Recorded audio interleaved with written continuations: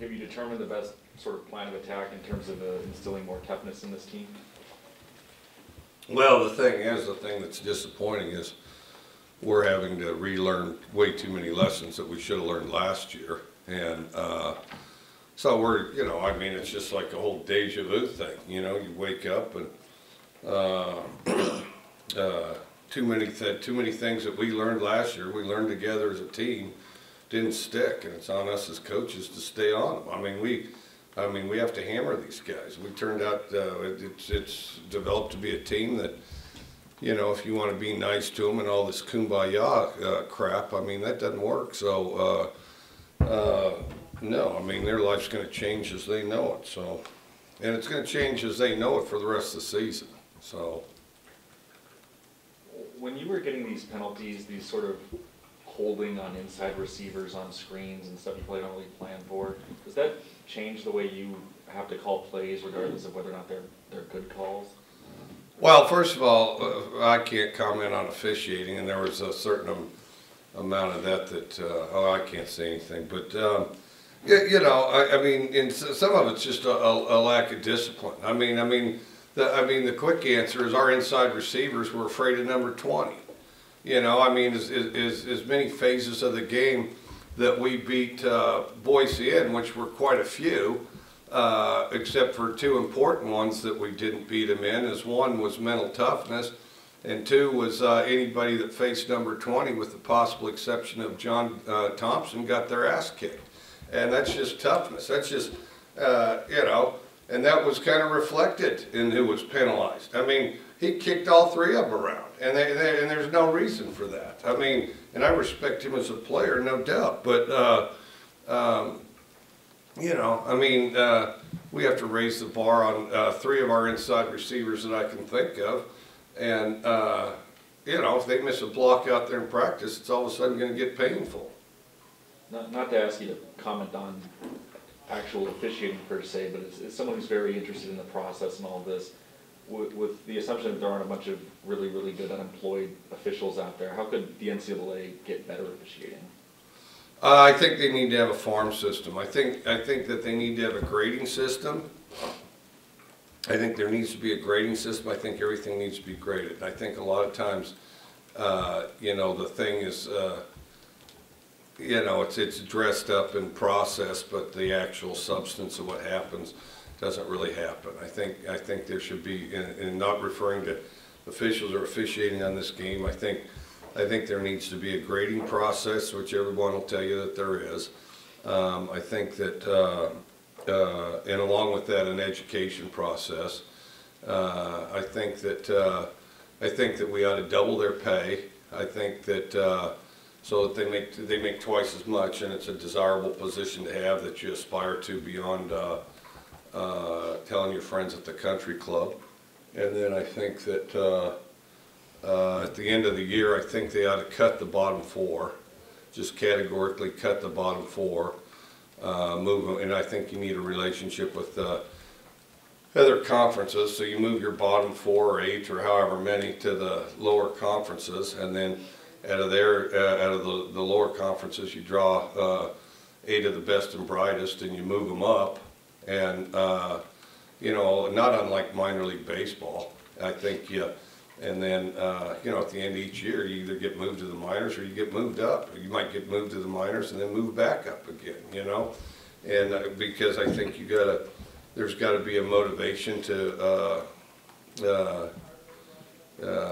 develop skills, to improve your skills, and then I think you got to measure up to a standard, and it's got to be competitive.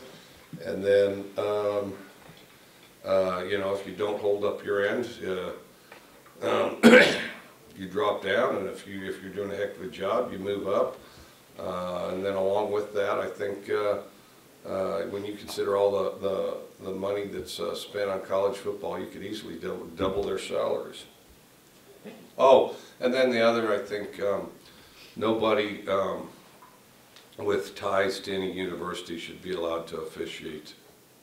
Like if you're if you're an alum, or if you work at a university or something like that.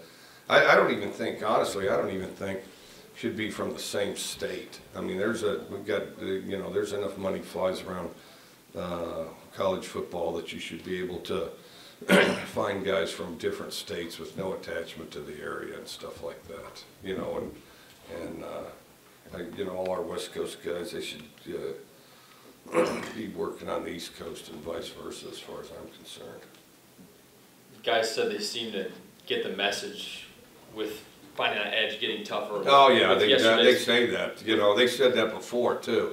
I don't care what they say, you know, I really don't care. I mean, you know, we taught all this stuff, and we get the concerned expression, the heads nod, and the bodies don't move. I don't care. I really don't care what they said. I care about what me and my coaches are going to tell them. That's all I really care about. Because there's not going to be a lot of, this week in particular, there's not going to be a lot of indulgence on what they say, but there better be one hell of a lot on what we say. Because this business of, you know, pretending we're playing hard and we're not, pretending we're playing as hard as our opponent and we're not, no, there's going to be a price to pay. How would you assess yesterday's practice in the pads? Average. It needs to get better, and if it doesn't get better, next Sunday we'll be in full pads and we'll elevate the contact. What was your assessment of Luke's play? I know at halftime he said he was a bit tentative, more than I think we've seen in a long time from Luke. I mean, the numbers bear out, but you know, we've got to be quicker and more aggressive. So, you know, I thought he was in the same pile everybody else was, and I think, you know, it all starts with coaching. We have this assumption that they know stuff. You know, I mean, we need, as coaches, we got to be smart enough and disciplined enough to get that out of our heads. They don't know anything. I mean, we wouldn't be reteaching the same stuff we did last year if we could trust any level of retention. We can't. We have to be smart enough and disciplined enough as coaches to not suggest or assume that they know anything. And then if we tell them something once, we need to tell them several other times louder. I mean, you know, right now we have the atmosphere of a JC softball game. You know, I mean, that's what we are, a JC softball team. As long as, you know, it's not whether you win or lose. It's like the team that wins is the one that has the most fun. You know, that crap like that. You know, all this stuff that's contaminated America, where they give every kid a trophy and they don't keep score in Little League anymore. You know, so I think that entire thing is retarded the competitive spirit of America, and I think we need to keep that in mind. And as coaches, you know, we need to aggressively reinforce our points. When you say Luke needs to be more aggressive, is that throwing the ball downfield more? Is that being more willing to throw to receivers who aren't wide open? I think he needs to be quicker. I think he needs to be quicker. I think he needs to quit trying to call the perfect play, and I think he needs to attack downfield or short, either one, you know, whichever we have. But I think we need to sort it and operate quicker. I mean, there's way too much over analysis. Any questions on the line for Coach Leach? Hey Mike, it's Beth. So when you say that, you know, you guys need to kind of come down harder on the team, did the coaches start to give them a little bit more leeway or run things differently after last season and this off season than you've done in years past? Yeah, you know, not really. I mean, the thing is but the personality of different teams are different. You know, I think there's always, you know, there's always a sense of, you know, everybody works hard together, and there's always kind of a sense that, you know, you want everybody to feel good, happy, joy, that type of thing. And then I also think there's a tipping point, and that tipping point changes depending on the personality of your team. And, you know, I just think that we have a very immature team. And I don't think we handle success well. I think that mentally we overindulged whatever success we consider that we had last year. I think that, you know, I mean, you know, we say something, talk about something technique-wise, guys nod their head like, oh, we've got it handled, I'll do it in the game type of stuff. Then I got receivers running routes that don't even resemble anything we teach. We don't tuck the ball and go straight upfield. We do all these stupid moves. We run out of bounds more than any team in the country. We're the easiest team in the country to tackle. Defensively, we don't run our feet on contact. We don't on offense either. We don't run our feet on contact. We don't like to run and hit. And this is a game for running and hitting. We don't care to do that. And then, you know, we've got a lot of this, oh, well, I'll do it in the game type of crap. And no, I mean, that whole feel-good thing's got to be purged, because our team can't handle it. Our team does not have the ability to play hard when there's any level of comfort, and so we're going to have to remove that. How do you make them uncomfortable then? Well, I mean, that's kind of a long conversation, but you know, I mean, but the bottom line is I think you're going to see more plays repeated. I think you're going to see significantly louder verbal instruction. Some of them will be in meetings and things where, of course, you won't be around. I think you might see the lineup shuffle. I think you might see some post-practice extra drills if the things that we need aren't satisfactory. I think you'll see more coaches talking and less players talking. I think you'll see less input accepted by the players in the meetings, because they've proven, and we have coaches have misjudged this. You know, it started with us as coaches. We misjudged their ability to assess and take responsibility for what's going on, and so we're gonna take back the responsibility, and we never should have relinquished it in the first place, and that's our fault. Okay.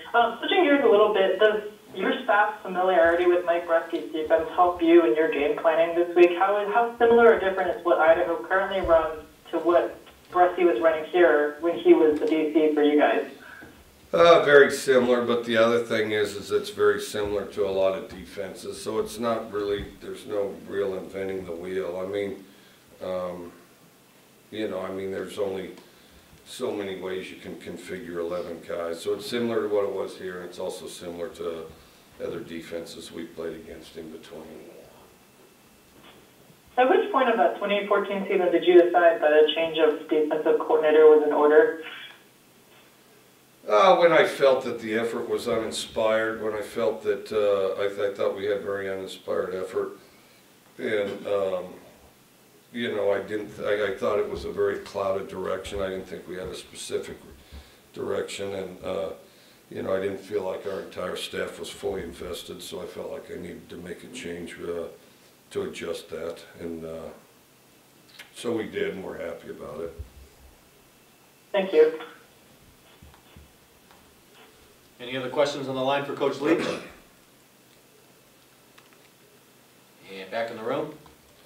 All right, that's it then. Thank you. Last one for Lindsay. It's easy. What's your favorite thing to do when you have actual free time during the off season? Free time, that's kind of a subjective term. Free time. I would have to say travel, probably. Travel somewhere different.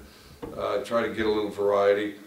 I'll try to get to Key West, and then I'll also try to somewhere different. You know, like sometimes, you know, that can be solved in conjunction with, you know, with work. I mean, I went to Italy this year and did a clinic. We got a guy in town from the Milan Rhinos. He'll be here a couple weeks, you know, watching, observing football. But so I try to get one for like variety, somewhere I haven't been or seen, and then the other kind of, you know, decompress, get in shape type of stuff. When I go on vacation, well, I call it vacation, tends to be kind of an expedition and kind of a opportunity to exercise and eat right.